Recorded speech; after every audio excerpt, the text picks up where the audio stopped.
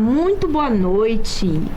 Eu sou a Miriam Teixeira e sou presidente do Instituto Teixeira, da Rede TV Brasil de Negócios, e é com muito prazer que eu estou vivenciando hoje, inaugurando o primeiro episódio da Rede TV Brasil de Negócios, que é um canal em que a gente vai estar trazendo muita informação, estratégia de negócios, muito network e a vivência no dia a dia, nas empresas, nos negócios. E o meu convidado de hoje é o Dionésio, ele é diretor do Instituto Sena. Ele é trainer em PNL, em Programação Neurolinguística, que vai estar trazendo hoje muitos cases, né? E além de trazer também o que realmente é o PNL, qual a transformação que ele causa na vida das pessoas, nas empresas e nos negócios como um todo. E é uma honra recebê-lo. Obrigada por ter aceitado o convite da TV Brasil. Eu que agradeço, Miriam, por estar aqui presente. Fiquei muito lisonjeado por esse convite, por ter pensado em mim em primeiro lugar para falar sobre comunicação, para falar sobre PNL. Fiquei muito mesmo lisonjeado, porque é muito importante que as pessoas entendam o que é isso. Tanto o que é se comunicar, quanto o que é a programação neurolinguística, essa coisa tão voltada para a mente, né? Tão voltada para as programações mentais, né? E os nossos resultados com a vida. Exatamente. Mas já começando o nosso conteúdo, né, e falando sobre isso, o que impacta nos ambientes empresariais, eu gostaria que você falasse o que é o PNL. Vamos lá, Miriam. PNL é a sigla de Programação Neurolinguística. PNL, ele é, na verdade, um estudo que começou na área da saúde. Richard Bandler e John Grinder entenderam que a comunicação, ela partia de dentro para fora. E eles começaram analisando a saúde em primeiro lugar. Então, a PNL, ela vem com uma proposta diferente. Eles analisaram e estudaram e que chamaram esse processo de modelagem e modelaram 3 grandes terapeutas da época, que era a Virginia Satir, Frederic Perls e o Milton Erickson, cada um na sua área, né? Um nas áreas de constelações sistêmicas, constelações familiares, o outro que é a Virginia Satir, Frederic Perls, que era na terapia Gestalt. Sim. E Milton Erickson, que trazia a questão da linguagem, né? Que Sim. trouxe a linguagem ericksoniana e a hipnose ericksoniana, que era uma hipnose totalmente diferente. Era uma hipnose que pedia permissão para acontecer em uma linguagem totalmente permissiva, que deixava você escolher os caminhos que você quer seguir dentro dos processos terapêuticos. Sim. A partir daí, começou então a PNL a nascer, com as técnicas de cura de fobia rápida, com as técnicas de cura de comportamentos rápidos, de mudança de comportamento. Sim. E aí eles perceberam que isso podia ser expandido. Entre outros coautores, tipo os Andréas, né, que era um casal, começou a trabalhar, percebeu que a PNL poderia ser instalada no mundo corporativo, porque tratava-se de comunicação. Era Sim. a forma como você se comunica com você, como você se comunica com o outro. Começaram a perceber que tudo na vida que traz resultado está aliado a 2 coisas: comportamentos e crenças. Ok, se está tudo aliado a comportamentos e crenças, os resultados que você obtém na vida, eles dependem dos seus comportamentos e das crenças que você traz dentro de você, porque essas crenças que você tem dentro de você fazem com que você se comporte adequadamente para atingir determinado resultado, ou não. Entendi. Muito válido essa sua colocação em relação ao mercado de trabalho, né? Para quem já me acompanha nas redes sociais e vê a minha rotina, eu trabalhei em grandes multinacionais e o nosso ritmo de trabalho é muito acelerado. Então, eu particularmente já cheguei a ter sintomas de um burnout. E aí eu tive que realmente parar aquilo ali, as atividades, porque eu era uma fazedora de tarefas, uma pessoa que estava extremamente nativa e não olhava para mim. Então, tudo era prioridade, menos eu. As pessoas, as atividades, o dia a dia. E isso vai somatizando. E é importante você trazer essa fala, porque vai ajudar muitas outras pessoas que estão assistindo, né? Porque é uma realidade hoje do mercado. E também, quando a gente fala de... É uma conversa muito profunda e necessária, a comunicação hoje. Porque, assim, quantas coisas poderiam ser evitadas, né? Uma comunicação correta, adequada. Por exemplo, uma pessoa bate no seu carro. Então, já começa por algo no dia a dia. Então, do jeito que você desce ali, inclinado para aquela outra pessoa, pode resultar em algo muito pior. Algo trágico até. Exatamente, eu sempre falo, né? Só bate carro quem tem carro. Então, ali a forma de se comunicar, o tom de voz, né? É algo que realmente influencia muito no dia a dia. Mas, falando um pouquinho, né? Você já entrou no conceito de PNL, mas por quê?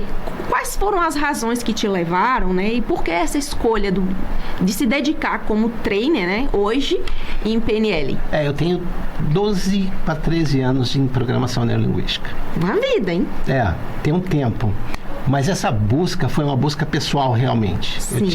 Eu tive uma vida muito atrapalhada, eu vou usar esse termo, porque é um termo bem fácil das pessoas entenderem. Eu era pessoa que não parava emprego, eu era pessoa que não entendia por que determinadas coisas, eu não era satisfeito com a forma com que as coisas eram me apresentadas. Sim. Eu tinha um pensamento muito acelerado, né? Eu tinha feito eletrônica, eu tinha me formado em relações internacionais, e aí eu vivia insatisfeito. Fui professor do Senai durante um tempo, passei no concurso Senai, e ainda assim, sempre satisfeito. E aí eu entrei, e eu sempre busquei entender o que acontecia comigo, por que as coisas não davam certo, vivia dando errado. E eu sempre busquei entender, e em 2003, que eu estava na faculdade ainda de Relações Internacionais, eu fui para a biblioteca atrás de qualquer coisa que pudesse me ajudar. Eu estava atrás de um livro de autoajuda qualquer. Nossa, que legal. E aí, qualquer coisa que me ajudasse naquele momento. Sim. E aí eu me deparei com um livro de programação neurolinguística. Olha que bacana. Para quem não gosta de ler, ou então que compra livros que ficam lá guardados na prateleira só cheio de poeira, um livro, quando você utiliza ele, coloca ele em prática, porque não é só ler e encostar lá. Olha, gente, que bacana. Vamos lá, continua. Mas eu não dei conta de botar ele em prática. Sério? Em 2003, eu peguei aquele livro e comecei a ler. E aí ele falava em cura de fobia em 20, 30 minutos. As minhas crenças emergiram. Eu falava, é impossível. As pessoas demoram anos para se curar, né, de determinados traumas curados muito rápido. Sim. Então, assim, mas ao mesmo tempo me encantava aquelas coisas. E eu comecei a ler sobre programação neurolinguística, mas eu não conseguia aplicar em mim. Principalmente, tinha muito sobre visualização, sobre processos que você vai trocando uma imagem por outra. Eu não conseguia aplicar aquilo em mim. Imagino. E eu fiquei, mas eu continuei lendo, porque a curiosidade me levou àquilo. Então eu fui estudando, até que eu tive uma oportunidade. Passaram-se anos. Eu me formei, eu morava em Dourados, eu mudei para Campo Grande, a capital do Mato Grosso do Sul. Lá eu trabalhei, no Senai, né? Prestei o concurso Senai, depois eu fui para uma empresa de energia. Olha, muita coincidência, essa parte eu não sabia. Porque eu também era técnico em eletrônica. Aí legal. Eu assumi um laboratório lá na Enersul, uma época, mas por uma terceirizada. Sim. O laboratório de eletrônica da Enersul. E dali eu fui convidado, como eu tinha uma bagagem como professor, né? Eu fui convidado para participar de um processo seletivo na universidade que tinha lá, na época do Pronatec. e para ser coordenador de curso de uma universidade que tinha lá, que eles tinham pegado, Pronatec, que era ensinos técnicos. Sim. Eu falei, tá, eu vou aceitar esse desafio. Mas era o desafio. Imagino. Eu não tinha ideia, eram 40 professores que eu tinha que coordenar, 4.000 alunos e 16 cursos diferentes em 3 períodos. Nossa! Eu peguei aquilo, eu falei assim, meu Deus do céu, né? Mas vamos nessa, eu preciso encarar alguma coisa, um desafio de verdade. E eu encarei. Eu confesso para você que eu não trabalhava apenas às 8 horas. Eu trabalhava muito mais de 12 horas. Eu imagino. Eu trabalhava muito mais de 12 horas. Mas esse trabalho era para dar conta de tudo aquilo.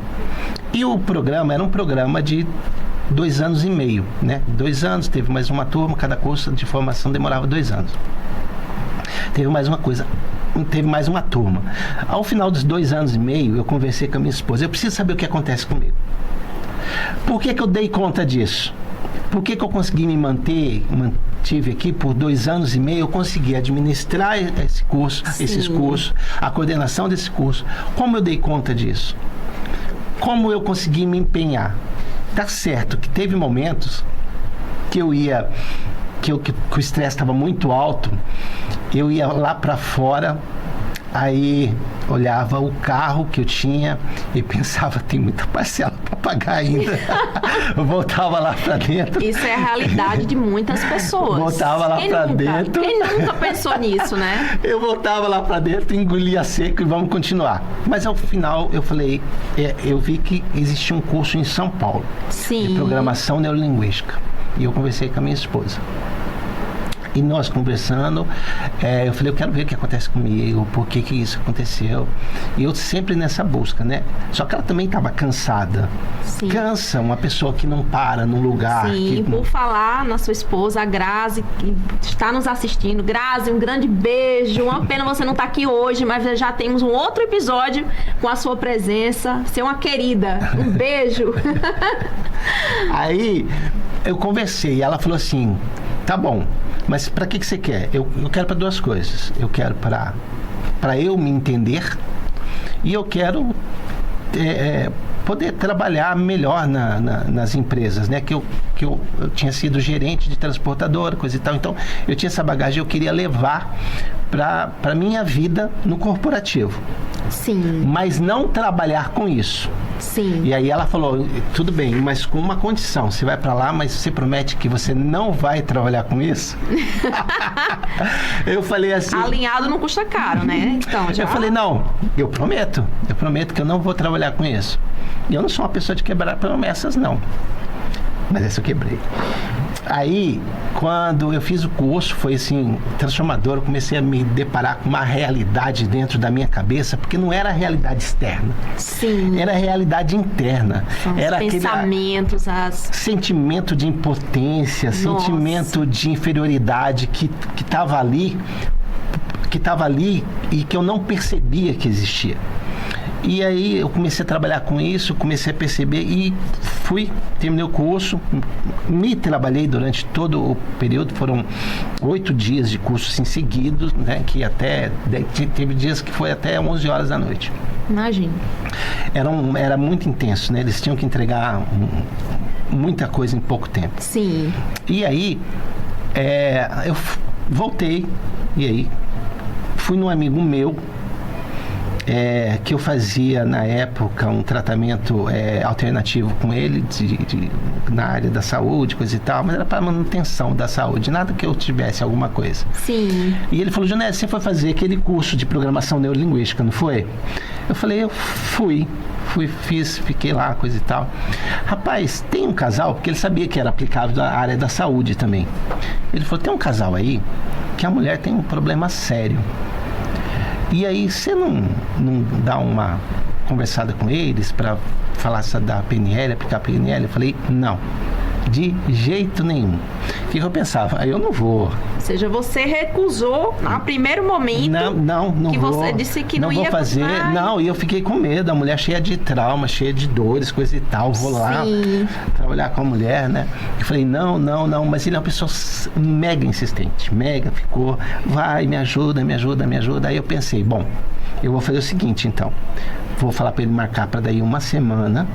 Eu vou para casa, me preparo, volto a ler sobre o assunto, dou uma revista, revejo as apostilas e venho. Aí, o que aconteceu? Ele pegou, eu falei, então tá, marca para daqui, para semana que vem. Não, eu sabia que você ia vir hoje aqui, eles estão aí te esperando na sala. Ou seja, não houve um preparo nenhum, vai agora. Menina, aquilo subiu um quente, desceu um frio. Eu falei, e agora, o que eu faço? Falei, não, Anderson, pelo amor de Deus, não dá não, velho. Imagina a situação, né? Não dá não, mas eles estão aí, cara. Aí ele abre a porta assim, tá os dois assim, olhando pra minha cara, como, pelo amor de Deus, ajuda a gente. Falei, então tá. Aí eu entrei para atender, né? Aí o problema era com ela. Aí eu pedi licença para ele. Eu não sabia nem como agir direito. Imagino. Não sabia. Foi uma coisa muito surpresa. Eu pedi licença para ele. Aí eu fiz um processo que se chama submodalidade da programação neurolinguística em cima do trauma que ela tinha. Sim. Que era um trauma que era em questões sexuais. O marido não podia encostar em determinado lugar do corpo que remetia à violência que ela tinha sofrido. Nossa. E aí a gente fez, eu fiz um processo, coisa e tal, aí demorou aí uns 30, 40 minutos. Os processos PNL são bem rápidos, você sabe. Demorou 30, 40 minutos os processos, aí respirei, e aí existe uma coisa que se chama TOTS dentro da PNL, que é teste. Né? Sim. Esse teste, como que você faz? Você ao final pergunta para a pessoa para ela contar a situação. Ela já te contou a situação no começo. Ela não precisa contar muitos detalhes. Na PNL a gente precisa saber muitos detalhes, porque a gente pega os detalhes. Sim.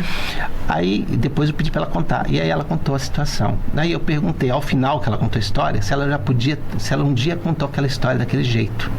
Sem chorar, sem angústia, sem aflição. Sim. Ela abaixou a cabeça assim, levantou a cabeça e falou, faz anos que eu não sei o que é poder contar essa história. Nossa. Naquele momento, aí depois ela me deu feedback que estava tudo bem, que ela não tinha mais aqueles sentimentos, não tinha mais aquela coisa, que estava bem com o marido, coisa e tal. A partir desse momento, eu entendi que aquilo tinha que fazer parte da minha vida. Aí eu cheguei. E aí, depois desse momento que você viu a transformação nela, ela voltou para casa com o esposo. Eu vi a transformação em mim. E aí você foi acompanhando primeiro, o processo. Não, acompanhei 1, 2 semanas só. Sim. E aquilo te tocou. Aí eu falei, como que eu vou abrir mão disso? Sim. Aí eu falei para ela, chamei minha esposa e falei, Grazi, sabe a promessa que eu te fiz? Pois é. Eu não vou cumprir. Eu não vou. Então, essa promessa que eu te fiz, eu não vou cumprir. Não vai cumprir. E agora? E aí ela falou, tudo bem, porque ela já tinha visto algumas transformações. E aí eu entrei nesse caminho e não saí mais. Aí depois eu fiz outros cursos, né? Fui fazer o Master, depois eu fui fazer o Trainer, e aí eu dei curso de formações, e aí eu atendia. Inclusive hoje você faz, né, esses cursos, você direciona. Isso. Hoje depois eu quero que você fale mais um pouco sobre como funciona, qual a previsão de uma nova turma em Pernambuco. Então a gente viaja o Brasil inteiro. Né? Mais aqui no Nordeste, né? Sim. Mas a gente teve uma formação agora em Salvador. Como a turma lá ela é mais aquecida, provavelmente a gente vai ter primeiro lá uma próxima turma de Practitioner e em seguida uma turma de Master. Legal. Que vai ser em Salvador. Depois a gente vai fazer aqui em Pernambuco.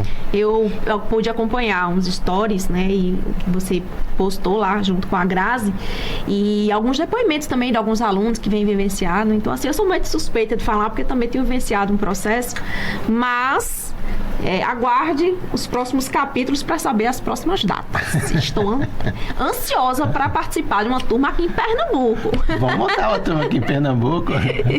Mas bacana, Dionésio, a sua história, assim, porque quantas e quantas pessoas elas se preparam, às vezes passam 5 anos numa faculdade, né? Faz um curso de especialização em uma área, não vou exercer porque provavelmente é alguma trava. Sim. E aí a pessoa investe em um monte de coisas, né? Materiais, mas ela não trata o que está dentro. E aí onde aparecem as rejeições nesses processos, essas crenças limitantes, né? Que falam que Sim. essas crenças e tal, e que impedem realmente. E quando você faz algo que você tem aquela sensação em que o dever está sendo cumprido, que você tem ajudado aquela pessoa, o dinheiro flui, as coisas acontecem, né? Os clientes aparecem, né? Os pacientes vão surgindo, indicação, porque assim, o marketing de boca a boca, né? Indicação, ela é muito forte, principalmente quando você vê você não vende um treinamento, né? Como não, você fala, não. você vende uma transformação, você faz uma transformação na vida das pessoas. A programação neurolinguística, por si só, ela impacta a pessoa. Eu sempre falo, se a programação neurolinguística não te transformou, não te impactou, significa que tem alguma coisa errada. Ou tua formação, ela está com alguma deficiência, ou você não prestou atenção em algo que era necessário. Porque é muito difícil, quem não participa desses processos, é muito difícil, quem não se percebe diferente na vida, não fazer uma diferença em sua própria vida. É muito difícil, é muito difícil. E nós, né, seres humanos, a partir do momento nós somos uma esponja, porque a minha mentalidade, o que eu pensava há 20 anos atrás é totalmente diferente de hoje. Então, de lá para cá, foi uma longa jornada entre empresas, pessoas, relacionamento, pessoas que passam pela vida da gente. Umas permanecem, outras saem, outras deixam uma ferida, né, um processo, e aí você vai absorvendo aquilo ali e não tratando. Então, tem pessoas que têm uma certa rejeição, um certo medo de fazer uma terapia, de fazer um processo de PNL. Por que não deu certo? A mesma pergunta que eu fazia. Exatamente. Né? Nossa, é muito comum essas pessoas estarem naquele processo assim que ouve muito, né? Isso. E, você quer saber quem está dentro desse processo para identificar certinho? Aquela pessoa que ouve assim, nossa, eu não sei porque as coisas dão certo para ele ou para ela. Ela é tão inteligente, ela é tão inteligente. Aí esse tão inteligente acaba sendo mais doloroso ainda. Porque eu não consigo, se as pessoas me acham tão inteligente. Exato. Sai mais doloroso. Eu acompanho a sua jornada já faz algum tempo e vejo que também você faz um trabalho dentro das empresas, com as lideranças, com os empresários, principalmente aqui em Pernambuco. E eu tenho acompanhado, e assim, grandes empresas que já têm, empresas familiares, empresas que têm muitos anos que estão no mercado, com brilhantismo, né? Aqui no Agreste de Pernambuco tem grandes empresas que são sediadas aqui, que foram fundadas e vai passando por gerações. Sim. E uma coisa assim que eu queria muito, é uma curiosidade minha, na sua experiência, assim, qual hoje é o maior erro de líderes, empresários que cometem ao se comunicarem dentro dessas empresas? Porque você vai numa empresa, você vai em outras, vai em várias empresas, e o que é que você percebe assim de um erro comum? Talvez não seja um erro, mas assim, a falta de um conhecimento para fazer aquele tipo de ação com os liderados, isso impacta muito, né, no resultado do time, no turnover. Enfim, o que é que você tem, na sua opinião, o que é que você tem encontrado assim? Tem um pressuposto da programação neurolinguística que fala que é o seguinte, que comunicação não é aquilo que eu falo, mas aquilo que você recebe. É como você recebe. E você importante isso. E você tem filtros diferentes que fazem com que você receba a comunicação, às vezes que eu preciso sentir. Eu não sinto, eu simplesmente transmito e eu não sei o que o outro recebeu, porque eu não vou atrás de feedback. Né? Sim. Então, dentro da programação neurolinguística, achar que eu estou... Eu te falo que não é só um problema de empresa, mas um problema de geral. Achar que eu estou me comunicando de forma efetiva ou eficaz porque eu falo bem, não necessariamente é uma verdade. Às vezes você fala bem, mas o outro não entende a tua linguagem, que é muito complexa. Exato. Às vezes erudita demais. Então, às vezes você fala muito bem para o público errado. Então, e a comunicação, quando a gente está falando de empresa e erro de empresa, é esse desalinhamento. Quando você está falando de grandes corporações, vem lá, né? Comunicação top-down, todo mundo obedeça, mas incomodou aqui embaixo, ninguém nem se importa lá em cima por que incomodou aqui embaixo, em vez de buscar acertar, né? Se eu comunico, toda vez que eu me comunico, eu provoco reações. As reações são positivas, algumas reações ela demanda um prazo para adaptação para que o outro entre naquele processo, e a gente está falando aí mesmo de ordens, tá? Quando vem top-down para que seja cumprido. Às vezes a gente tem que se adaptar porque a empresa analisou alguma coisa e precisa daquelas mudanças, né? Sim. E qual seria o conselho que você daria para... Tem vários empresários aqui nos assistindo. Um exemplo, algo da comunicação que ele possa implementar para salvar mesmo a cultura da empresa, ou que possa colocar em prática já no dia a dia para melhorar a comunicação dentro da empresa dele. Saiba de fato o que está acontecendo lá embaixo, na base. Quando você fala nos cargos de entrada, né? No operacional, né? Tanto no operacional e quem está lidando com o teu público. Sim. É ele que está recebendo todo o feedback de qualidade. Sim. E aí você não ouve, você se garante simplesmente lá porque você botou um processo eletrônico e espera que as pessoas respondam aquilo com honestidade. Nem sempre aquilo é resposta honesta. Ela tem muita resposta automática também nos sistemas eletrônicos, porque está ali, dá 5 para todo mundo. Tem gente que é muito em sua própria identidade, muito cordial. Eu não quero prejudicar ninguém. Então acaba dando, e você acha, não, tá tudo bem lá embaixo. E eu tenho um grande exemplo para te falar. Eu trabalhei numa distribuidora de combustível muito grande em Mato Grosso do Sul. E nessa distribuidora de combustível tinha o dono. E ele tinha uma prática que é absurdamente eficaz. Qual? Agora eu tô curiosa, já quero colocar em prática também. Coisa boa para não sei se era todo dia, mas normalmente a gente via ele descendo lá do topo e ia conversar com os motoristas de caminhão dele. Que legal! Porque aqueles lá, eles vão para a distribuidora lá em Paulínia, em São Paulo, depois eles vão para os postos, então eles conversam com todo mundo. Uau. Então ele tinha lá informação de baixo, realmente qual que era a temperatura da empresa dele. E muita modificação que aconteceu dentro dessa empresa vinha dessas informações que ele captava. E assim, não só ter acesso das lideranças que tem assim, mas ele tem um contato direto com a base. Então, assim, ele vai evitar uma comunicação sem ruídos. Isso. Né, que chega diretamente para ele ali através do... Isso. É lógico que quando a gente está falando de grandes corporações, isso não vai acontecer. Exato. Mas tem meios de fazer com seus líderes, com que os seus líderes locais faça isso, né? E receba. E tem muito assim, por exemplo, quando você tem matrizes que determinam questão, por exemplo, cultural. E eu estou falando de cultural de regionalidade mesmo, né? Sim. Você está lá no Sudeste, aí você implementa determinada estratégia de trabalhar aqui no Nordeste, por exemplo. Não funciona.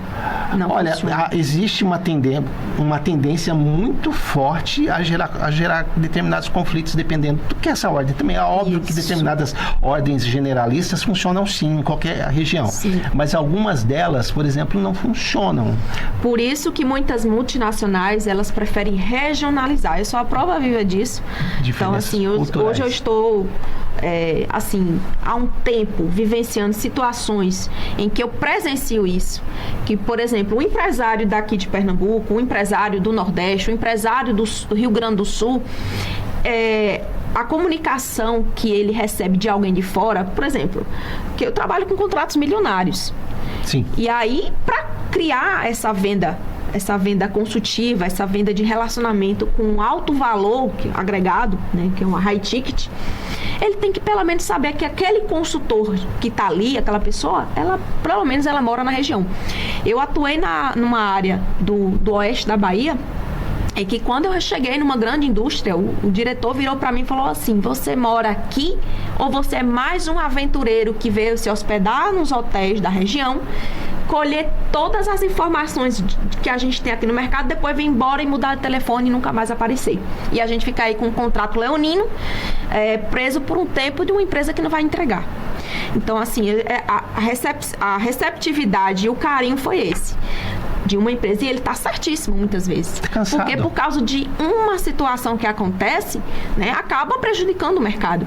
E a importância da regionalização é justamente isso, pegar pessoas, talvez não pessoas que sejam da mesma região, depende também, existe um filtro nas empresas nos processos de recrutamento e seleção, mas que a pessoa consiga bolar uma estratégia realmente, né, e levar essa segurança para os empresários.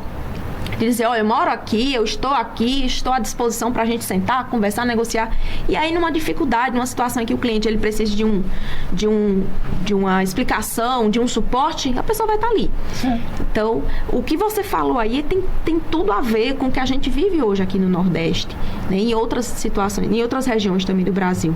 E essa questão de recepção de informação, ela é bem interessante. Sim. Porque a gente tem uma coisa dentro da programação neurolinguística que se chama sistemas de representação, sistemas representacionais. Sim. Fala mais. Ele forma aquilo como você recebe a notícia. Por exemplo, determinadas pessoas têm o seu sistema representacional muito voltado para aquilo que ele olha, para aquilo que ele vê. Outras pessoas percebem o mundo muito por aquilo que ela sente. E outras pessoas percebem o mundo mais por aquilo que ela ouve. Então, nós temos esses 3 sistemas representacionais da comunicação que elas definem como o cliente. Tem outras coisas que se chamam metaprogramas, mas aí é bem mais complexo. Mas esse aqui vai esclarecer muita coisa. Por exemplo, quando a gente tem esses 3 sistemas representacionais, quando eu estou falando para você e eu sei qual que é o seu sistema representacional, eu sei que o sentir, por exemplo, para você, ele é uma coisa muito forte. Eu sei que, por exemplo, às vezes, com uma pessoa que ela é mais sinestésica, essa que sente, ela precisa tocar para se comunicar. Ela precisa encostar, a comunicação até com produto. Sim. Ela sai, por exemplo, numa loja, numa vitrine qualquer, ela tem que trocar nos tecidos.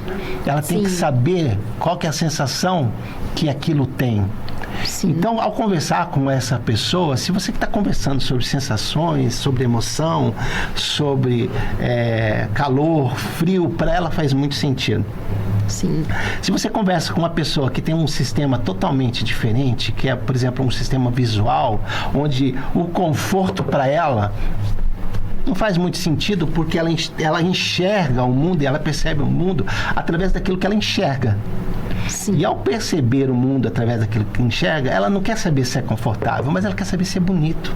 Sim. Essa quer saber se é esteticamente bacana, se é legal, porque a beleza faz parte da vida dessa pessoa. Sim. Essa pessoa é aquela que chega na tua casa e ela olha para cima para ver se tem telha de aranha, para ver se está organizado, se tiver alguma coisa bagunçada. O chamado perfeccionista? Não é o perfeccionista, ele é visual. Sim. Ele percebe as coisas pela visão, ele conversa falando que isso está claro. Interessante. Que ele conversa falando, e quando você começa a falar na linguagem dele, ele abre mais a guarda para você. Assim como o sinestésico, se você começar a falar de sensações sobre aquilo que sobre o produto que ele está recebendo, em vez de falar sobre o que ele vai ver ao ter aquele produto, muda tudo, assim como o auditivo. Sim. Se ele começa a ouvir mais sobre o som, sobre as coisas que ali, né? Ao apresentar um mar para alguém, o visual vai vislumbrar a beleza beleza do mar, vai vislumbrar todas as coisas ali. O auditivo, as ondas batendo nas pedras e o barulho que ela faz. O sinestésico quer sentir o pé na areia. São sensações diferentes. E ao conversar de forma... E quando você conversa de uma única forma com o teu público, necessariamente você não está atingindo todo mundo. Por isso, ao conversar com alguém, e quando você está falando assim de uma comunicação global, você trazer esses 3 sistemas dentro da mesma comunicação. Você falou algo indispensável, que uma pessoa que trabalha com vendas, isso no geral, porque assim, todas as áreas hoje dependem de um posicionamento.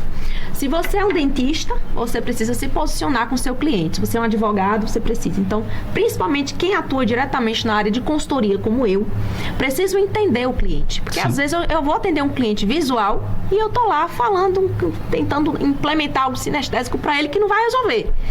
Então, é muito importante isso que você está trazendo. Então, eu já convido as pessoas que quiserem saber mais sobre, né, esse tipo de comportamento, essas situações que você nos trouxe aqui, para te chamar nas redes sociais, para poder buscar entender mais. E também é algo que às vezes as vendas estão ruim, o comércio está ruim, não, foi a pandemia, mas muitas vezes é no erro da comunicação. Sim. Porque tem clientes que gostam de estar ali dialogando, tal. Tem uns que são muito metódicos, que eu trago nesses termos mais técnicos, enfim, não traz, né, voltados tanto para a PNL, porque eu não sou especialista ainda. Vai ser. Porém, assim, é algo que é indispensável, tá, no dia a dia, porque, e inclusive eu quero trazer isso, o quanto isso impacta nos relacionamentos pessoais e familiares. Total. Vamos falar de amor, por exemplo?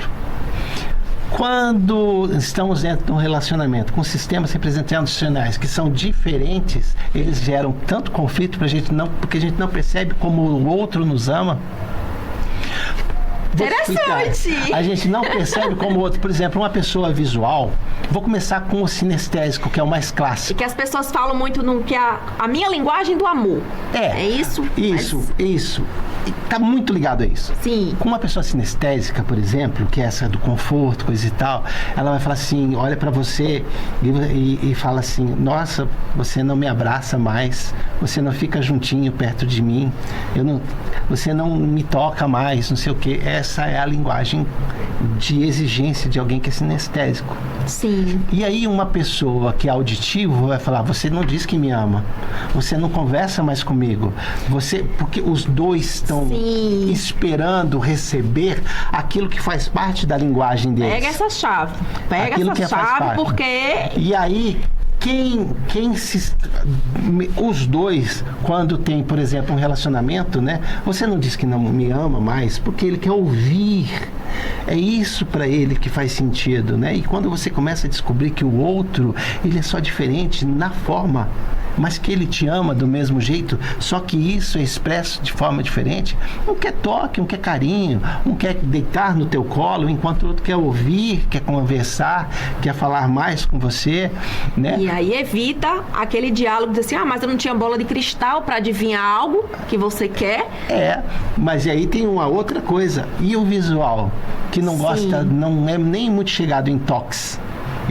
Como ele gosta de enxergar, ele não gosta muito de toques, então ele é um pouco distante, mas ele ama através do que é visual. Então ele tem uma tendência tipo assim, eu saí lá fora, vi isso e comprei para você. Então o visual o visual é aquele que demonstra o amor trazendo presentes, pequenas lembrancinhas, eu vi isso, coisa e tal. E ele não gosta muito de toque, porque não faz sentido para o visual o toque e nem falar muito. Não faz sentido para o sinestésico ficar falando tanto e nem trazendo presente. Assim como não faz sentido não faz muito, tá, gente? Ninguém é totalmente uma coisa ou totalmente outra. Sim. Tá? Não faz muito sentido, por exemplo, para o auditivo ficar dando presentes como se fosse movimento de demonstrar amor, Sim. porque ele quer ouvir. Quer ouvir. Então, aí que gera os conflitos, simplesmente não é porque o outro não te ama, é porque você não compreende como o outro está te amando. Exato.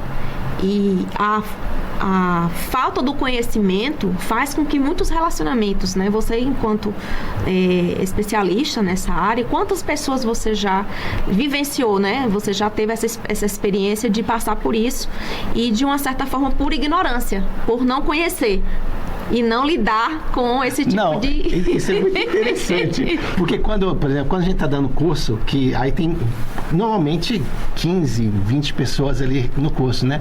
E quando você começa a falar sobre os sistemas representacionais, como eles funcionam, como que a gente age, né?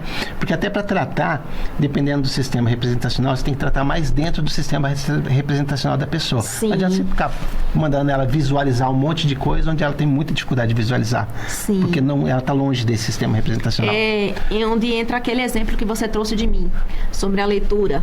Porque você se forçava isso, a trazer o conhecimento apenas da leitura e não de ouvir, né? Porque você é bastante auditiva. Então, bastante auditiva, ó. Já revelei uma curiosidade minha. Então, não vem encher de livro, de presente, não fala nada, fica de boca fechada. Não, fala. E tem que falar pra você. Tem que falar, porque senão não tem que vai. se declarar. Corta. Mas isso também é muito no empresarial, porque o ser humano, ele não quer ficar a vida inteira só fazendo, e muitas vezes ele é uma pessoa auditiva e não recebe nenhum tipo de reconhecimento. Sim, por exemplo, ele quer ouvir. O seu trabalho foi muito bom, não sei o quê, né? Já o visual, ele quer saber, você vai ganhar um presentinho, não sei o quê, reconhecimento, né? O que é que você sugere para esses líderes? Eu sugiro hoje que se conheça bem sistemas representacionais da programação neurolinguística. Hoje, inclusive, memorandos são escritos contemplando os 3 sistemas representacionais. Interessante. Como você vê, como você sente, como você ouve. Então, existe esses memorandos, existe uma coisa que são os predicados. Os predicados determinam o sistema representacional. Se eu estou falando com alguém que é auditivo, eu vou falar, ouça Sim. o som daquilo, te escuto, estou te escutando, Sim. estou te ouvindo. Então, um predicado, por exemplo, para quem é visual, há um brilho no seu olhar. Então, pelo que ele fala, pelas coisas que ele fala, você consegue perceber qual que é o sistema representacional dele. Se ele fala muito em sentir calor, quente, frio, sei o que, fala isso é muito importante para ele, conforto, você está falando de uma pessoa sinestésica. Então, hoje, quando a gente está fazendo mesmo um memorando, esse memorando tem que ser pensado para quem eu vou me comunicar. Porque a minha tendência é se comunicar só da minha forma. Essa é a minha tendência natural. Então, para que eu me comunique com todos, o ideal é que eu traga a linguagem de todos esses sistemas representacionais para que ela seja uma linguagem mais efetiva. Perfeito. Então, com base essas situações que você nos trouxe aqui, é possível hoje mudar resultados ajustando a comunicação? Total. Teve algum caso que mais te marcou, assim, dos teus pacientes que você trouxe, assim, teve algo que realmente foi algo que, assim, que além desse primeiro paciente que você atendeu, teve algo que a pessoa mudou, assim, virou a chave mesmo, por conta, tinha algumas travas ali? A linguagem, ela é predominante naquilo que você faz. Sim. Por exemplo, quando você usa a palavra tentar está no campo do fracasso. Porque não existe dentro da experiência humana o tentar. Não existe. Se eu te falo para você, tenta pegar esse copo, eu não estou falando para você pegar, eu estou falando para você tentar. E ele não existe, esse movimento não existe. E o tentar, ele é aplicado bem na infância. Quando você não quer fazer alguma coisa ou não tem vontade de fazer alguma coisa, Sim. E aí o pai, a mãe, a professora fala para você, pelo menos vai lá e tenta.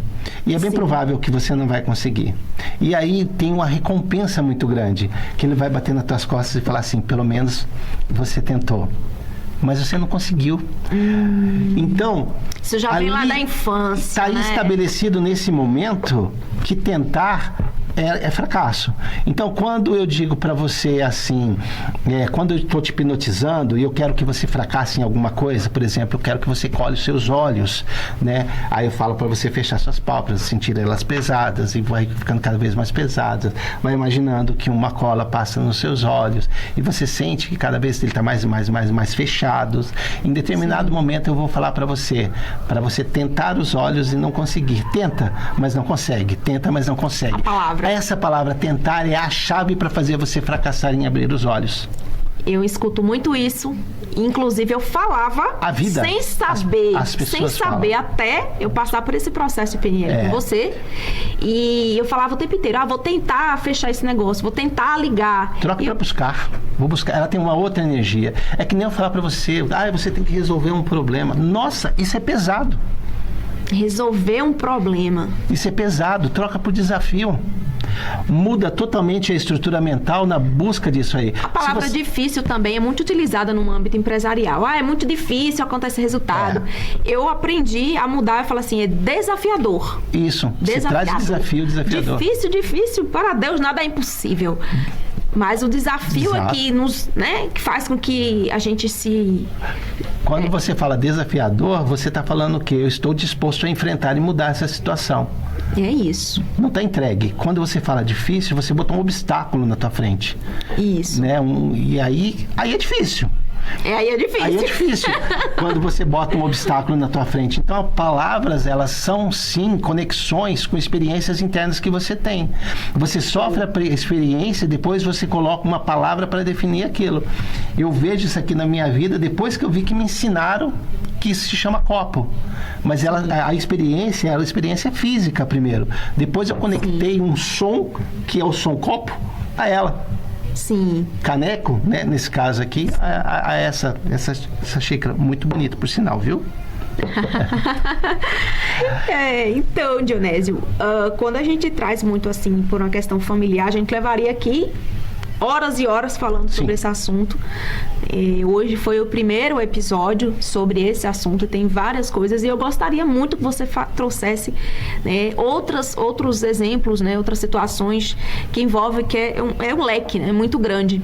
E queria também que você falasse desses seus livros que você escreveu, falando justamente sobre isso, explicasse cada um deles aqui para os nossos espectadores, para que possa também ler, de repente, um livro desse, como aconteceu lá, que você leu, e depois ficou lá e depois começou a entender, e, enfim, esse eu já li, esses outros dois eu ainda não li, quero ler. Esse livro chama O Empreendedor Iniciado. Sim. Esse livro eu fiz com um único objetivo, que também era um BO na minha cabeça. Sim. Que eu também fui compreender com o decorrer do tempo. Esse livro, ele fala o seguinte: ele fala que esse livro é para aquela pessoa que quer empreender, que tem um talento, sim, que tem algo muito forte dentro dela, ela sabe que aquilo pode virar algo muito bacana, muito legal, mas ela não sabe por que não dá certo. E aí tem ferramentas que estão aí dentro que podem ajudar e vão ajudar, na verdade. A primeira coisa que ela tem que identificar é que toda empresa ou todo negócio, ela depende de 3 identidades. Olá, gente, pega isso. 3 identidades. A primeira identidade é a identidade que a gente chama de identidade técnica. Sim. Técnico quer dizer essa coisa que você domina. Sim. Esse motivo que te levou a querer ter um negócio. Eu sou bom em fazer tal coisa. Ou eu sou bom eu sou um bom artesão. Eu sou um bom... Qualquer uma dessas coisas. Então, essa é a identidade técnica.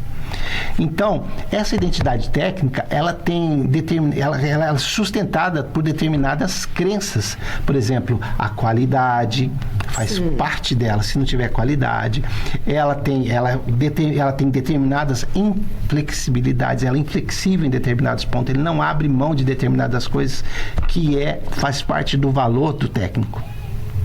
Então, quando você precisa vender, por exemplo, o técnico, ele é muito inflexível. Então ele tem uma tendência muito forte a não conseguir vender.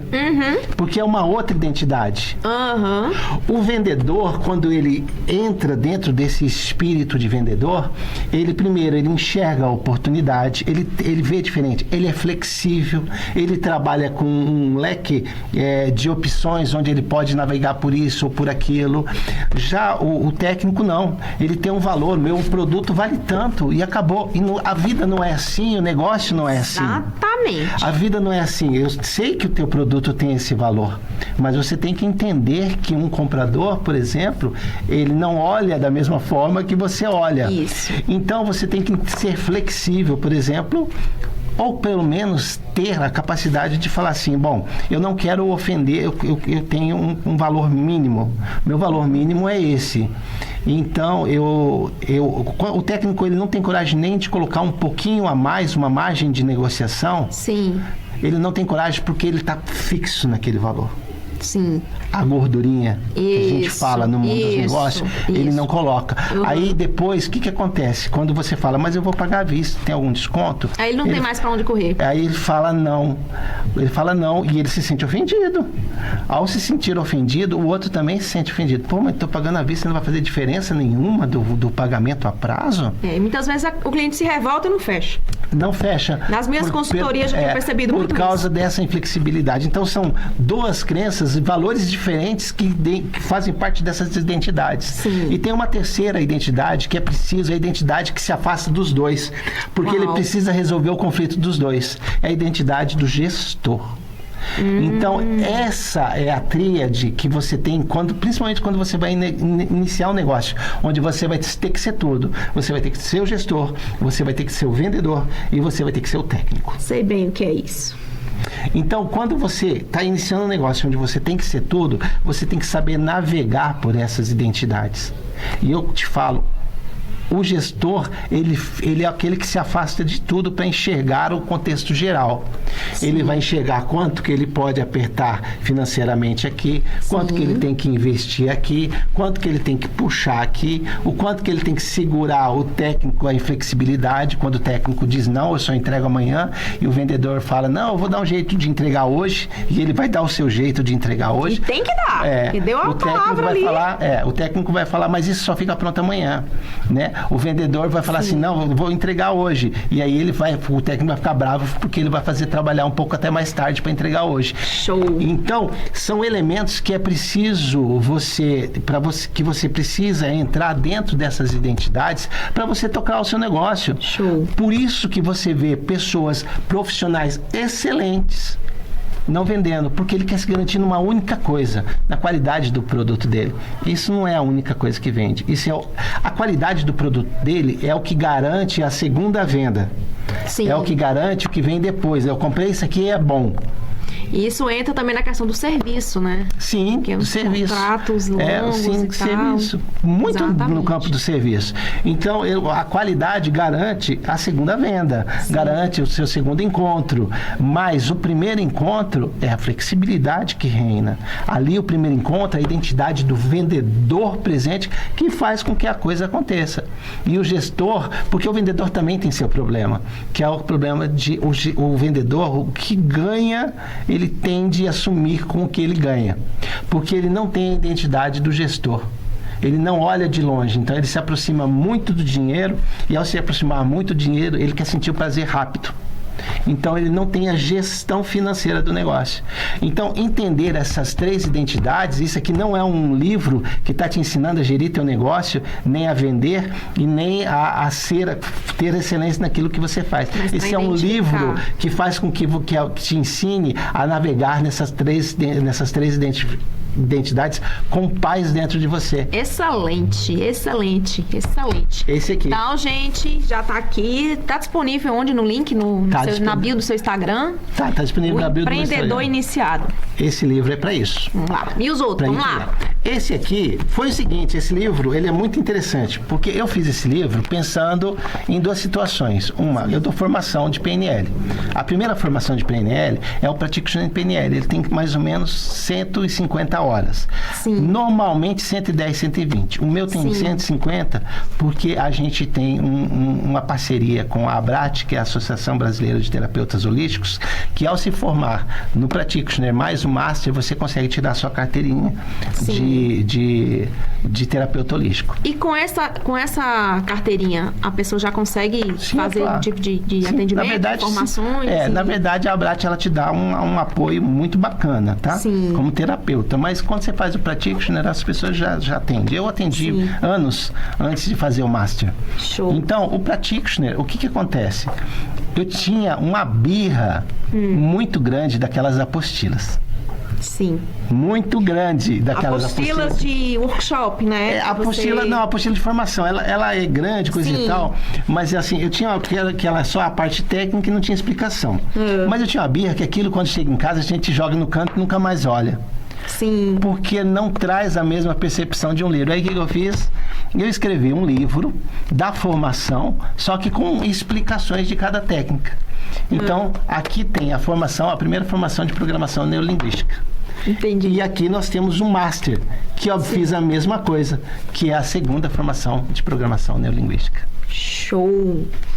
Fantástico, Dionésio. Assim, o conteúdo hoje é um conteúdo muito informativo, trouxe muitas chaves poderosas que as pessoas podem, a partir do momento que assistirem aqui o episódio, né, também acessar as redes sociais e procurar entender um pouco mais da importância. Então, não é somente algo que você pega lá na prateleira e lê o livro lá e encostou. Você vai utilizar isso na vida.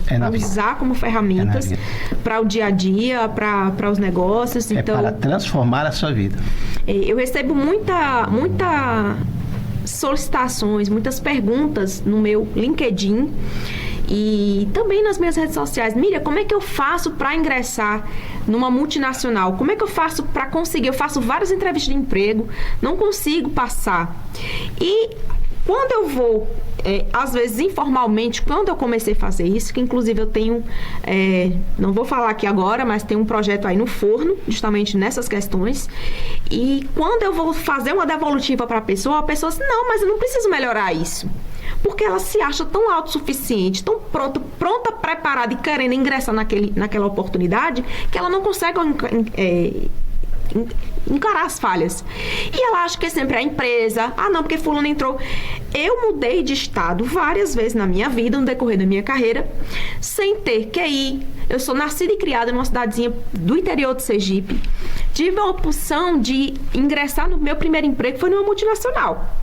E de lá não parei mais. Comecei a trabalhar em outras empresas de outros segmentos. Trabalhei boa parte da minha vida com RH e gestão de pessoas, mas eu treinava vendedores e não ganhava os salários que eles ganhavam. Por isso que eu vim para a área de vendas. Sim. E a partir do momento que eu comecei a empreender e ver o outro lado do negócio, eu também só fui empreender a partir do momento que eu comecei a entender. Até que a gente tratava muito das questões do CLT e tal, enfim, de algumas questões que tem algumas pessoas que têm também algumas crenças em relação, porque tá no CLT é ruim, que tá não sei o que e tal, mas assim, não é, eu acho que é mais uma questão de mentalidade e da realidade onde você está. Então, tem várias oportunidades no mercado, e o que eu ouço dentro das empresas hoje, nas consultorias em que eu faço, é que os empresários viram para mim e falam, Miriam, tá muito difícil de achar mão de obra. Eu tenho um cargo de líder, tem uma cidade aqui que tem uma vaga de um gerente numa grande indústria e já estão há meses em busca desse candidato e não consegue completar. E às vezes a pessoa se candidata, mas acha porque tem um nível superior e acha que já está pronto para tudo, não trata as crenças, traz um monte de situações adversas que passou no passado, que são as dores, né? E quando vai falar assim, se apresenta, a pessoa só fala das coisas ruins da empresa, das derrotas da vida, das perdas que teve, e às vezes não sabe. E aí quando eu vou falar isso para o candidato, para uma melhoria, ele fala assim, não, mas é a empresa que é assim. Então, qual o conselho hoje que você dá para essas pessoas e que buscam ingressar em grandes empresas ou até mesmo empreender, mas além de conhecer, mas o que você, como inicial, assim, um pontapé inicial, trata isso para poder tu curar isso, para poder tu seguir aí. O início, assim. É entender que na vida não existe... isso é um pressuposto da programação neurolinguística. Entender que na vida não existe erro. Sim. Quando você olha para a coisa como um erro, a gente tem uma tendência a querer fazer de novo para provar que não está errado. Sim. E quando você quer fazer de novo para provar que não está errado, você tem o mesmo resultado porque você está fazendo do mesmo jeito. Isso. Na PNL tem um pressuposto que se chama: não existe erro, apenas feedback. Se você entende que algo não deu certo e que aquilo está te prejudicando, você revê como um processo de aprendizado. Sim. Então, se não deu certo, aí entra um outro pressuposto. Se aquilo não deu certo, faça qualquer outra coisa, menos repita aquilo de novo. Sim. Então, primeiro, não existir erro tira o peso e a dor e a angústia. Ah, eu errei. Tira o drama da tua vida. Porque a gente faz drama, né? Sim. A gente faz alguns draminhas. Você falando aí, já passando um filme aqui na minha cabeça. Meu Deus, o que foi que não deu certo, que eu preciso refazer? Porque é normal. Agora, sim, tem que ter um tempo para fazer isso. Parar, refletir e aí criar um plano. Olhar. É olhar. Você está continuando olhando para a mesma coisa quando você fala o que foi que não deu certo. Sim. Porque a pergunta é: o que pode dar certo então? O que pode dar certo então? Interessante. Porque aí você vai fazer uma busca, eu já ia falar tentativa, uma busca diferente no resultado. Sim. Fazer uma outra coisa. E Sim. o que pode dar certo? Esse não deu certo. O que pode dar certo? Perfeito, Dionésio. Então, valeu a dica para os nossos espectadores que estão nos assistindo. E fala um pouco das suas redes sociais, para as pessoas te seguirem, para as pessoas também te conhecerem. Fala seu Instagram, seus contatos aí. Meu Instagram menos o WhatsApp. O Dionésio Paulon _PNL. Sim. É o Instagram, é oficial, né? O Dionésio Paulon _PNL. Sim. E o Sena _Brasil, Sena com C, que é Centro Sim. de Ensino de Neurolinguística Aplicada. Então Sim. é Sena _Brasil, é a rede social da empresa. Perfeito, Dionésio. Então, para você que hoje nos assiste nesse episódio fantástico, assim, foi uma troca, tá? Foi um aprendizado para mim, assim, todas as vezes que a gente senta para conversar, eu recebo uma mentoria gratuita, porque, assim, hoje eu entendi a importância do PNL na minha vida, nos negócios, na minha forma de me comunicar, tem muita coisa para melhorar ainda, mas já melhorou bastante. Eu estou em um processo contínuo. E também deixo um recado, um convite para as pessoas também a te procurarem, tá? Para poder entender um pouco mais.